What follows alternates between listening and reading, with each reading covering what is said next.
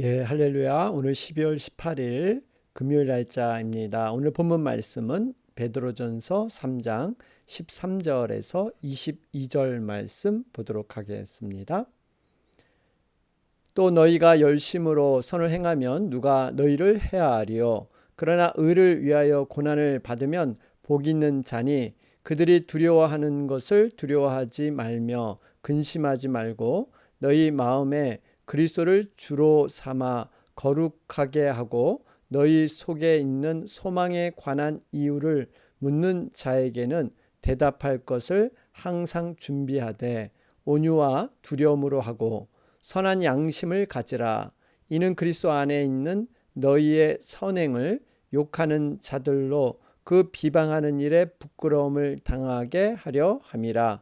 선을 행함으로 고난 받는 것이 하나님의 뜻일진데 악을 행함으로 고난 받는 것보다 나으니라.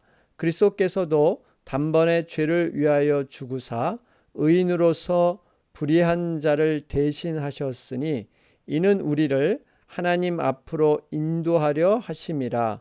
육체로는 죽임을 당하시고 영으로는 살리심을 받으셨으니 그가 또한 영으로 가서 옥에 있는 영들에게 선포하시니라.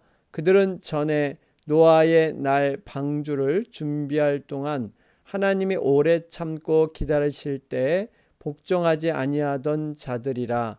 방주에서 물로 말미암아 구원을 얻은 자가 몇 명뿐이니 겨우 8명이라.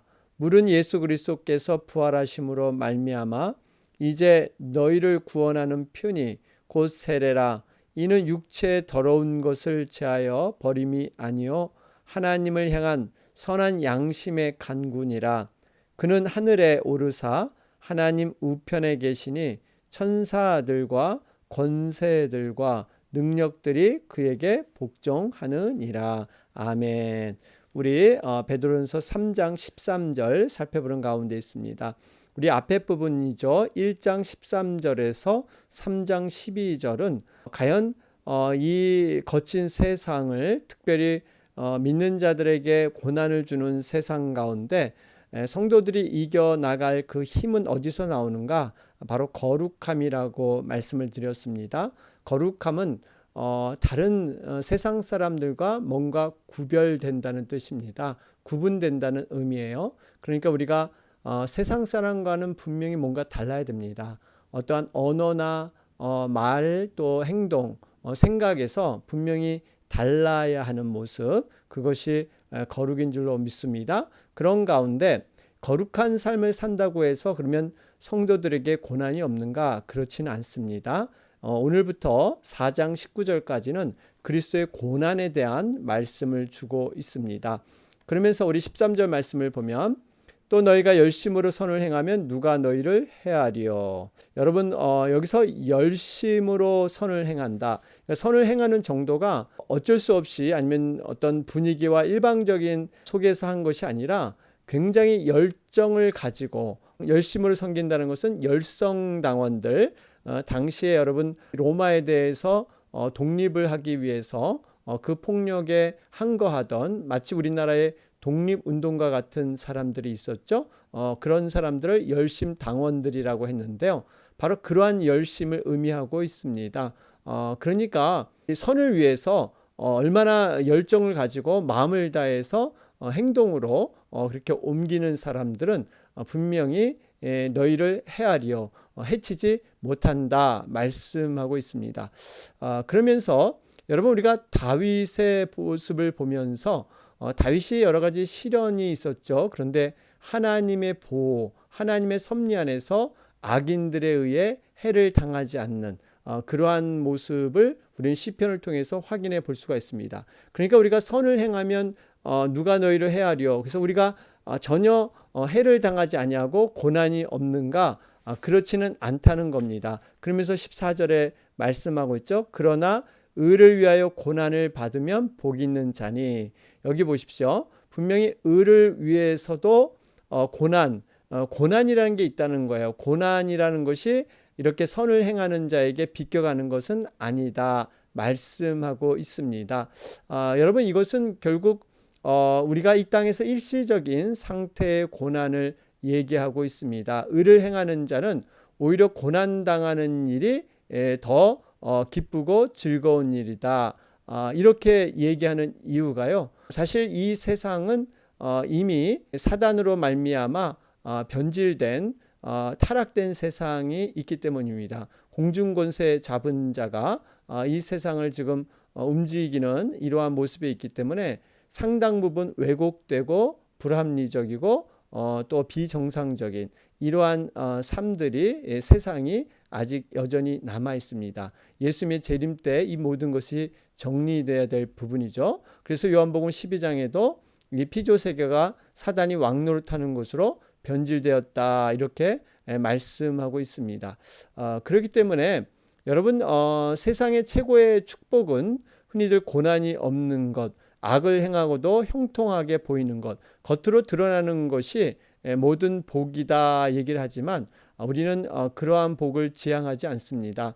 우리는 내면 속에서 특별히 보이지 않는 영원한 하나님 나라의 관점 안에서 의와 선을 행하는 그러다가 고난을 당한 것이 오히려 기뻐하는 것이다 말씀하고 있죠. 왜냐하면 그 고난은 바로 우리 주님과 십자가의 동행함이 절실히 나타나기 때문에 그러한 의를 행하면서 고난을 받는 것. 어차피 이 세상은 자기 자신이 죄를 행해서 고난을 받든지 의를 위해서 고난을 받든지 분명히 둘 중에 하나의 고난이 있습니다. 그래서 우리의 기준이요. 삶의 선택의 기준이 고난인가 편안함인가 이거보다는 선을 행하는가 악을 행하는가 이러한 선택의 본질이 중요하다 하는 것을 돌아보게 됩니다. 자, 그러면서 14절 후반절입니다. 그들이 두려워하는 것을 두려워하지 말며 근심하지 말고. 여기서 그들이 두려워하는 것은 뭡니까? 현대인의 성경을 보면 좀 더 자세하게 설명되어 있는데요. 옳은 일을 위해서 고난을 받는다면 여러분은 행복한 사람입니다. 그러므로 사람들이 협박을 하더라도 겁내거나 무서워하지 마십시오. 그러니까 이 두려워하는 것은 바로 이렇게 세상 사람들의 협박, 그러한 여러 가지 박해, 이런 것을 두려워하지 말라. 그리고 근심하지 말라. 그렇게 말씀하고 있습니다. 그러면서 이렇게 두려워하지 않고 근심하지 않을 수 있는 힘은 어디서 오는가? 바로 15절에 설명되어 있죠. 너희 마음에 그리스도를 주로 삼아 거룩하게 하고. 이 부분입니다. 우리 마음속에 분명히 그리스도가 우리의 주인이 되시고 왕이 되신다면 그분이 우리를 보호하시고 그분이 인도하심을 철저히 믿는다면 우리가 정말 세상에서 선을 행하다가 고난이 있더라도 그로 인해서 두려워하지 않을 수 있다. 이렇게 말씀하고 있습니다. 여러분 우리 자신 인생의 주인은 내가 아닙니다. 분명히 알아야 할 것이 바로 우리 주님께서 우리 인생의 주인이 되는 것. 여러분 이런 인생이 가장 행복한 인생입니다. 수고하고 무거운 짐진 것을 내가 다 감당하려고 할 때 여러분 그것은 힘에 부칠 수밖에 없습니다. 그렇기 때문에 바로 우리 주님께 모든 걸 맡기고 그분이 나의 왕이시고 주인인 것을 인정하는 것. 여러분 이것이 진정한 우리의 복이다 하는 것을 볼 수가 있습니다. 자, 그러면서 15절 말씀을 보면 여기에 세상 사람들이 우리에 대한 기대 그걸 볼 수가 있죠. 여기 보면 너희 속에 있는 소망에 관한 이유를 묻는 자에게 대답할 것을 항상 준비하되 온유와 두려움으로 하고. 그렇죠? 여러분 세상 사람들이 우리들을 보고서 뭔가 저 사람들은 다르다. 어떻게 이렇게 현실에서 정말 이러한 소망을 붙들고 어려운 고난 속에서 그렇게 얼굴에 기쁨이 있을까? 이런 여러 가지의 자신과 다른 점을 물을 때 우리는 항상 대답할 것을 준비하라. 여러분 이것이 전도의 기회이지 않겠습니까? 우리는 복음에 대한 증인 이러한 것들을 늘 준비하면서 우리는 살아가야 될 줄로 믿습니다. 분명히 우리 주변에 살펴보면 이러한 영혼들이 있습니다. 하나님을 알지 못해서 영혼이 방황하는 그러한 영혼들을 우리는 정말 복음으로 그들에게 다가가야 되는 것이죠. 자, 그러면서 여기 16절에 보면 선한 양심을 가지라. 이는 그리스도 안에 있는 너희의 선행을 욕하는 자들로 그 비방하는 일에 부끄러움을 당하게 하려 함이라. 여러분, 그러니까 앞에서 나왔지만 악을 악으로 이렇게 대처하지 말라. 어떤 즉흥적인 감정이나 즉흥적인 행동을 하지 말라. 그리고 모든 심판의 주 되시는 하나님께 맡기라 말씀했는데요. 오히려 지금 이렇게 선한 양심을 가지고 오히려 그들의 악행을 부끄럽게 만들어라. 우리가 말씀에도 정말 이 악을 행하는 자, 원수를 사랑하면서 원수가 줄이고 목마르거든 먹이라. 이러한 것이 머리에 숯불을 쌓는 것과 같은 이치다. 이렇게 말씀하고 있죠. 여러분, 머리에 숯불을 쌓는다는 것은 머리는 정술입니다. 그렇기 때문에 생명의 근원이 되고 중심이 되는데 그 생명의 근원 가운데 하나님의 사랑을 얹어서 스스로 그 뜨거움을 느끼면서 얼굴이 뜨거워지는 것, 부끄럽게 만드는 거예요. 그들의 악행을 정말 선으로 보답함으로 스스로 자신을 돌아보면서 부끄럽게 만드는 것. 그래서 정말 하나님 앞에 영광을 돌리게 하는 것. 여러분, 이것이 원수 사랑의 그러한 원칙이죠. 여기서도 마찬가지로 이러한 선한 양심을 가져라. 이것은요, 단지 내면을 선하게 우리의 마음을 이렇게 온유하고 선한 마음으로만 바꾸라는 것이 아니라 이 의식뿐만 아니라 행위와 삶에 대한 그러한 의미가 내포되어 있습니다. 그러니까 우리가 선한 양심을 갖는다는 것은 그렇게 행동과 삶에서 바른 그러한 모습으로 살아라. 여러분, 우리 전도라는 측면은요, 말로 전하는 그러한 전도가 있고 몸으로 전하는 전도가 있죠. 우리가 사람들은 어떻게 보면 말로 전하는 전도를 너무 많이 들었습니다. 우리보다 복음에 대해서 너무 잘 알고 있습니다. 그런데 행동에서 나오는 전도가 부족한 거죠. 정말 크리스찬의 삶이 온전한 빛과 소금의 역할이 안 되기 때문에 교회가 여러 가지 지탄을 받는 일, 그것이 현대에 일어나는 일이죠. 그렇기 때문에 우리의 삶 속에서 어떻게든지 정말 예수님의 아름다운 형상의 모습을 통해서 그러한 감동함으로 전도할 수 있다면 여러분, 그것이 진정한 전도이지 않겠습니까? 자, 그러면서 여러분 17절 선을 행함으로 고난받는 것이 하나님의 뜻일진데 악을 행함으로 고난받는 것보다 나으니라. 그렇죠. 우리가 선이 행하면서 고난이 중요하다. 그러면서 18절 말씀입니다. 정말 우리가 이러한 여러 가지 고난이 있지만 예수 그리스도의 고난보다 더 중한 고난이 있느냐? 없다는 겁니다. 여기 보면 그리스도께서 단번에 죄를 위하여 죽으사 의인으로서 불의한 자를 대신하셨으니. 여러분, 이 의인, 예수님은 죄가 없으시죠. 불의한 자, 우리의 죄를 대신, 이걸 전가, 대속 이런데요, 모든 죄를 뒤집어 쓰셨습니다. 여러분, 이 고통이라는 것은 예수님은 세 가지 고통이 있으셨죠. 육체적인 고통, 정신적인 고통, 영적인 고통. 이 세 가지 고통이 다 막중했지만 가장 어려운 것은 영적인 고통이었죠. 하나님과 분리되는 고통, 몸이 찢어지는 능지처참이라 그러죠. 몸을 다 찢어서 사형시키는 그러한, 영혼이 하나님과 하나였습니다. 그런데 하나님께 버림받아서 음부로 떨어지는, 여러분, 이것은 그럴 수밖에 없는 게 우리의 모든 죄를 스펀지처럼 예수님이 다 빨아들여서 십자가에 담당하셨기 때문에 그 순간만큼은 죄를 짊어졌기 때문에 하나님의 저주를 받아서 십자가에 돌아가실 수밖에 없는 그러한 모습이었죠. 여러분, 이렇게 예수님의 고통, 정신적, 육체적, 영적인 이 삼중 고통을 겪은 사람은 아무도 없습니다. 그렇기 때문에 우리가 고난 가운데 있을 때 육체적인 질병과 여러 가지 경제적인 그런 상황의 고통이 있을 때 우리 주님을 묵상하면서 주님의 위로를 받을 수가 있습니다.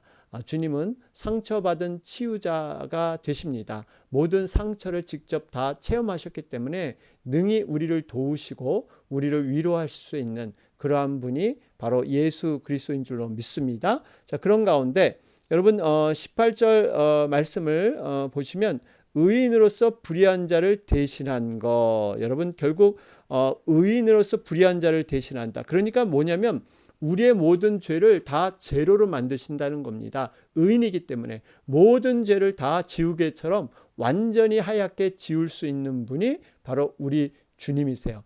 여러분, 숫자 중에 0이라는 숫자가 있죠. 0이라는 숫자는 참 독특합니다. 아무리 많은 수가 있어도 곱하기 0 하면 제로가 되는 것이죠. 그러니까 아무리 많은 숫자, 우리가 아무리 많은 죄악이 있더라도 주님께서 우리를 이렇게 0으로 덮어주시면 모든 죄가 없어진다는 겁니다. 여러분, 이것이 바로 예수 그리스도의 십자가의 능력인 줄로 믿습니다. 모든 것을 제로로 만드시는 분, 바로 예수님의 십자가의 능력이다 하는 것을 우리는 보게 됩니다. 자, 그러면서 20절 말씀을 보면 이렇게 고난을 통해서 정말 우리 주님을 주로 여기면서 천국을 바라보는 사람들 그렇게 많지는 않다. 정말 그렇기 때문에 우리가 더 경계하고 깨워서 말세를 준비하는 거룩한 다섯 처녀의 모습이 되어야 된다 하는 것을 볼 수가 있습니다. 20절 말씀을 보면 노아의 방주에 준비한 날 오래 참고 기다릴 때 복종하지 아니하던 자들이 방주에서 물로 말미암아 구원을 얻은 자가 몇 명뿐이니 겨우 8명이라 그러죠. 여러분, 여기 보면 몇 명뿐이다, 많지 않다는 거예요. 그러면서 겨우라는 말을 쓰고 있어요. 겨우 8명, 노아의 가족들만이 이렇게 구원받게 되죠. 여러분, 분명하게 하나님께서 이 땅에 마지막 날 재림이 오실 때 믿음을 보겠느냐, 이런 말씀을 하셨어요. 청함을 받은 자는 많되 택함을 입은 자는 적으니라. 이러한 말씀을 주신 이유는 우리가 정말 믿음으로 끝까지 참고 인내하며 믿음으로 끝까지 남는 자들이 말세에는 그리 많지 않다, 이렇게 말씀하고 있죠. 요한계시록 16장 15절에도 보라, 내가 도적같이 오리니 누구든지 깨어 자기 옷을 지켜 벌거벗고 다니지 아니하며 자기의 부끄러움을 보이지 아니하는 자가 복이 있도다. 그러죠? 우리가 어떻게 말세 종말을 준비할 것인가? 여러분, 그러한 것들을 늘 고민하면서 우리 자신의 믿음을 늘 돌아봐야 합니다. 자, 그러면서 20절, 21절을 통해서 깨닫는 것은, 여기에 21절에 특별히 물은 예수 그리스도께서 부활하심으로 말미암아 이제 너희를 구원하는 표니, 그러죠? 그러면서 세례에서도 여러분 물로 이렇게 깨끗이 하는 그런 예식이 있는데, 이것은 구원하실 분은 오직 예수 그리스도 한 분이시다 하는 것을 말씀하고 있습니다. 노아의 방주는 바로 예수 그리스도의 예표가 되고 있죠. 그래서 이 세상의 심판에서 오로지 건질 분은 바로 노아의 방주 예수 그리스도 한 분밖에 없다 하는 것을 볼 수가 있습니다. 21절에 이런 세례에 대한 얘기를 하고 있죠. 육체 더러운 것을 제하여 버림이 아니요 하나님의 향한 선한 양심의 간군이라 그러죠. 여러분, 세례를 통해서 우리는 완전히 죽었던 죄의 심판의 영혼이 하나님의 자녀로 영혼이 새롭게 되는 것, 여러분 곧 신분이 바뀌는 것이 여러분 세례의 의미가 있습니다. 자, 그러면서 결론에 22절 말씀입니다. 그는 하늘에 오르사 하나님 우편에 계시니 천사들과 권세들과 능력들이 그에게 복종하느니라. 여러분, 예수님께서 분명히 부활 승천하셨습니다. 십자가의 사역을 완성시키시고 하나님 우편에 계셔서 이제는 천사와 권세들과 능력자들, 여러분 이것은 영계에 뛰어난 존재들이죠. 이 존재보다 분명히 더 높으신 분, 이 모든 피조물의 주가 되시고 왕이 되시는 분이 바로 예수 그리스도. 예수 그리스도께서 이 땅에 여러 가지 비천한 사역을 다 마치시고 하늘에 승천하셔서 다시 원래의 왕의 모습으로 회복하시는 이러한 모습. 그렇기 때문에 우리가 인생의 성공은요, 이 예수 그리스도 왕 되신 그분과 함께 끊임없이 교제하는 것, 그분과 소통하는 것, 여러분 이것이 믿음의 과정이지 않겠습니까? 정말 예수님을 통해서 우리의 모든 삶이 이루어지고 완성되어진다라는 것, 그분이 분명히 우리의 왕이시고 이 땅의 모든 것을 주관하신 분이시다 하는 것을 늘 염두에 두면서 우리가 살아갈 때 진정한 행복을 우리는 얻을 수가 있습니다. 자, 오늘 본문 말씀 억울한 고난의 때가 복음 전할 기회입니다. 여러분, 우리가 고난을 받을 때 특별히 그것이 내 어떤 잘못과 죄로 인한 고난이 아니라 오로지 주님을 위해서, 영혼을 위해서, 교회를 위해서 우리가 진정으로 억울한 고난을 받을 때 오히려 그 고난이 하나님께는 기쁨이 된다. 우리가 왜냐하면 예수님의 그 고난의 흔적에 우리가 함께 동참한다는 것, 여러분 이거 자체가 복입니다. 감히 죄인인 우리가 거룩하신 하나님의 그 사역에 우리가 어찌 동참할 수 있겠습니까? 이 모습을 보면서 다시 한번 우리가 고난받을 때 주님을 묵상하면서 나아가는 여러분과 제가 되길 주님의 이름으로 축원합니다. 아멘. 오늘 금요일 날짜입니다. 우리 오전 오후에 우리 목장 모임이 있습니다. 여러분 위해서 함께 기도해 주시고 특별히 코로나 사태 조속한 해결을 위해서 여러분 계속해서 기도해 주시기 바랍니다. 다 같이 기도드리겠습니다.